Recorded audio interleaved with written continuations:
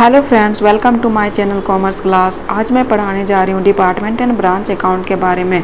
तो departmental accounts क्या होता है दोस्तों? डिपार्टमेंटल अकाउंट्स होता है departmental accounts are accounts relating to several departments और section of business drawn up with a view to ascertaining their individual performance. जिसका अपना इंडिविजुअल परफॉर्मेंस शो किया जाता है दोस्तों डिपार्टमेंट में, उसे डिपार्टमेंटल अकाउंट्स कहा जाता है।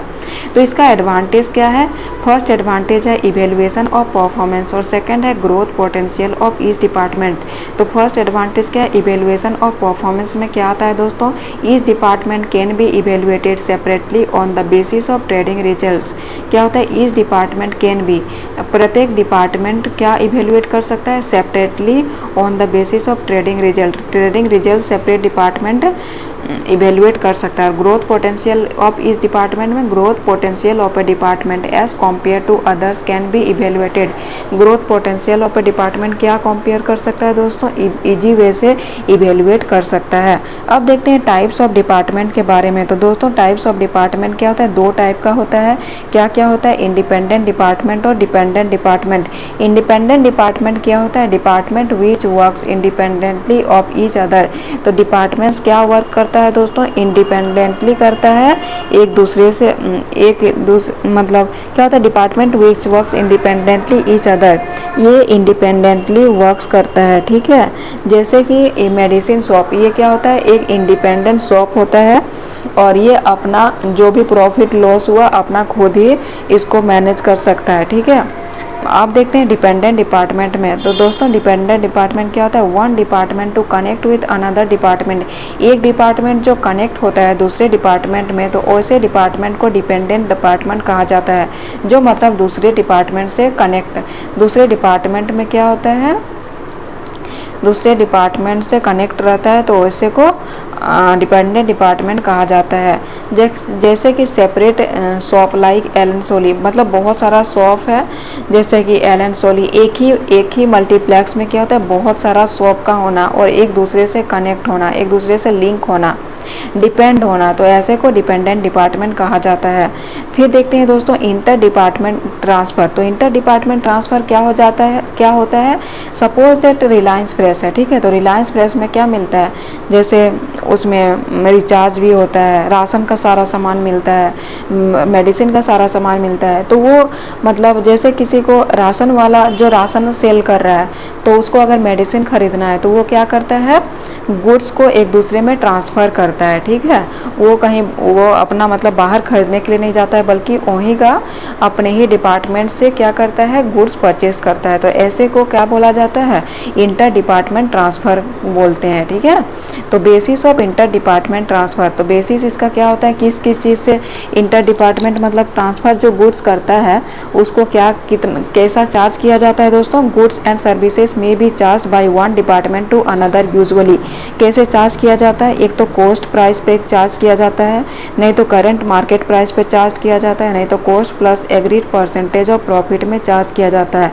तो कॉस्ट दोस्तों जैसे कि कोई भी मटेरियल का कॉस्ट प्राइस क्या है उस बेसिस पे चार्ज किया जाता है, या फिर करंट मार्केट प्राइस, उस प्राइस मतलब उस मटेरियल का करंट में जो मार्केट प्राइस होता है उससे चार्ज किया जाता है, या फिर कॉस्ट प्लस कुछ प्रॉफिट ऐड करके चार्ज किया जाता है। अब देखते हैं दोस्तों ब्रांच अकाउंटिंग के बारे में। तो ब्रांच अकाउंटिंग क्या होता है? Branch accounting is the system of the book keeping under which the company maintain separate accounts.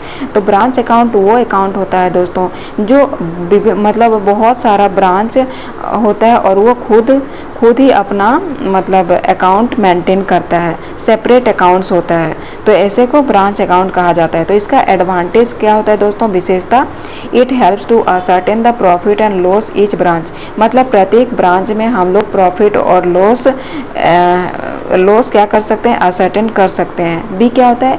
It helps to know the debtors inventory and cash position of each branch.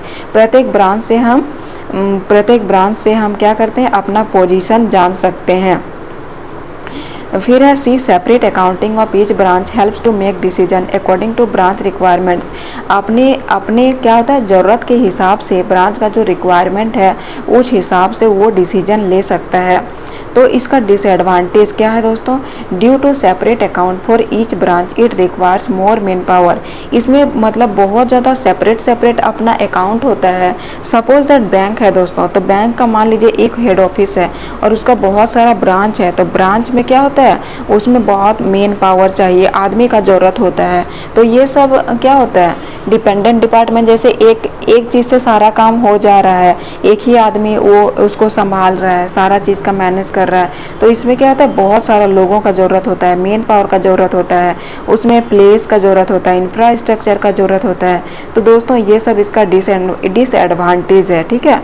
अब भी क्या होता है, it require separate infrastructure at it location और unit. वही क्या है, इसमें सेपरेट इंफ्रास्ट्रक्चर का ज़रूरत होता है, अलग अलग जगह पे ब्रांच खोलने के लिए उसमें अच्छा लोकेशन का ज़रूरत होता है, ठीक है। अब सी क्या होता है, in this accounting system there is a chance of delay in decision making because of multiple authority. इसके पास बहुत ज़्यादा चांस क्या होता है, डिसीजन मेकिंग मतलब डिसीजन लेने में इसको टाइम लग जाता है, डिले हो जाता है, क्योंकि इसका बहुत सारा ब्रांच होता है। तो सारे ब्रांच का जो मेन होता है, मैनेजर जो होता है, ठीक है, जो सारे ब्रांच का मैनेजर होता है, सारा का डिसीजन सेम टाइप का नहीं हो पाता, इसीलिए इसका कोई भी डिसीजन लेने में डिले हो जाता है, मल्टीपल अथॉरिटी होता है इसी कारण। अब देखते हैं दोस्तों difference between departmental and branch accounting का डिफरेंस देखते हैं। तो डिपार्टमेंटल अकाउंटिंग क्या होता है, डिपार्टमेंटल अकाउंटिंग में types, there is no classification of department. तो दोस्तों डिपार्टमेंटल अकाउंटिंग में कोई क्लासिफिकेशन नहीं होता, जबकि ब्रांच अकाउंटिंग में दो होता है।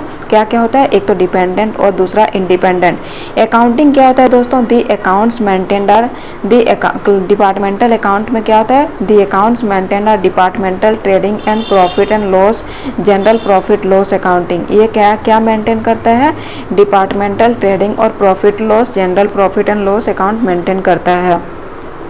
और ब्रांच अकाउंटिंग क्या करता है दोस्तों, the accounts maintain are branch stock accounts, branch adjustment account, branch debtors account, branch expenses account, ये सब ब्रांच अकाउंटिंग मेंटेन करता है।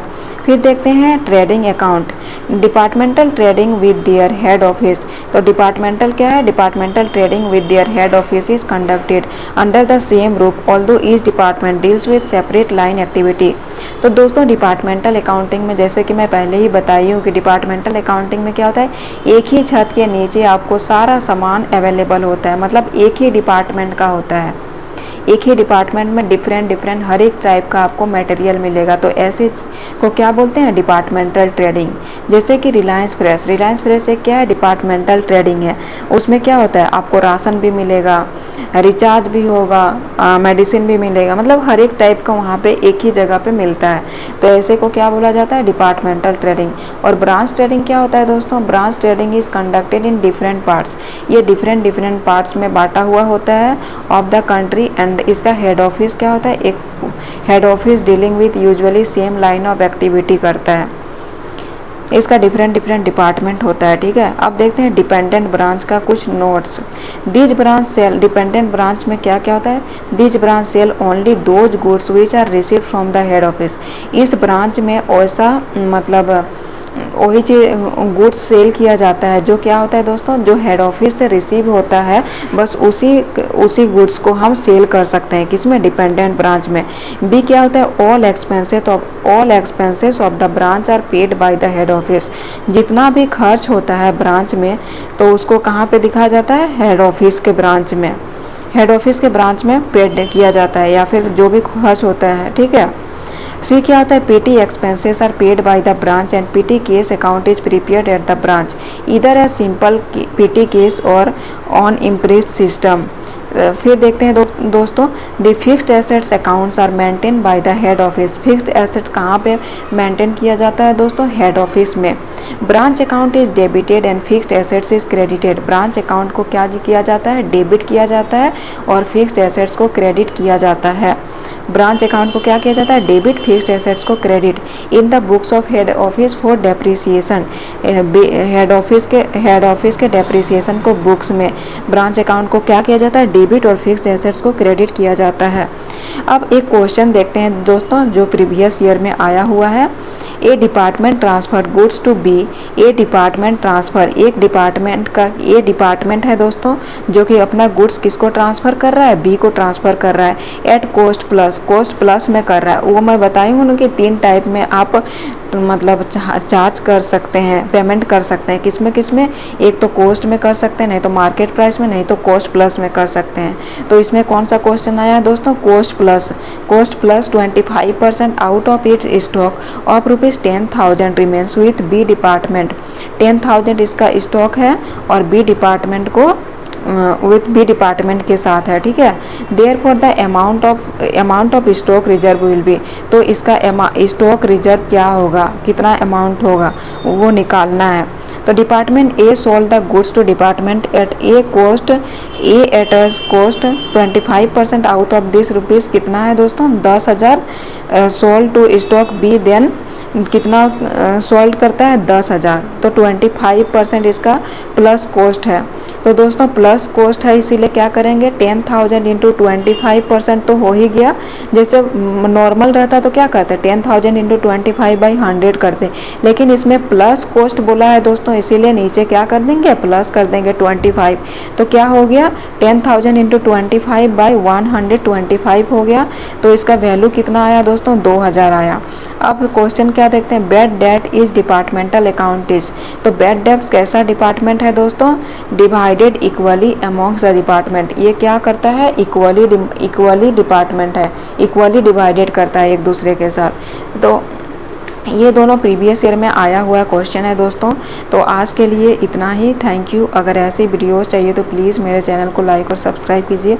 और हाँ, ये सब आपका मतलब NTA नेट और UP PGT, झारखंड PGT में बहुत ज़्यादा इम्पॉर्टेंट है। ये सब क्वेश्चन आएगा, ऐसे ही क्वेश्चन आता है दोस्तों, तो प्लीज़ आप इसको रिवाइज़ करते रहिए बार बार। Thank you.